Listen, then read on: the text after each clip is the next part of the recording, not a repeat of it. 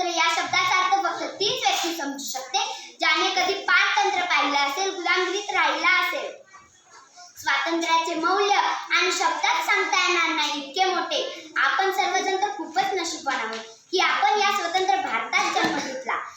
या बाकीच्या अडचणी, त्या गुलामगिरीच्या पारतंत्र्याच्या बेड्या आपल्या हातात नाही घातल्या घेतल्या, याबद्दल आपण खूपच नशीबवान आहोत. मित्रांनो, भारत, हिंदुस्तान, इंडिया ही नाव फक्त तोंडावर जरी आली ना तरी असं रक्त सळसळायला लागतं. आपली मान अभिमानाने उंचावते. जेव्हा तो तिरंगा आपल्या समोर फडकत असतो ना, तेव्हा देशातील, आपल्या मनातील, प्रत्येकाच्या मनातील ती देशभक्ती, ती भावना, तो आदर्श पाहण्यासारखाच असतो.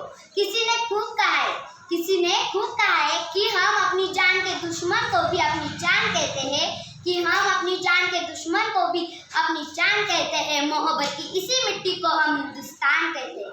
मोहब्बत की इसी मिट्टी को हम हिंदुस्तान कहते हैं. जो दुनिया में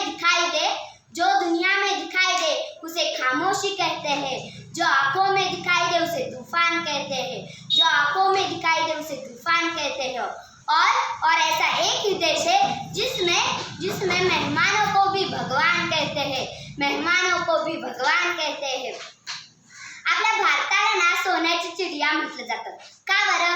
कारण आपल्यासारखा कृषीप्रधान समृद्ध दुसरा कोणताच देश नाही. म्हणून कदाचित इंग्रजांना आपल्या भारतातून पावले बाहेर टाकताना खूप त्रास होत असावा.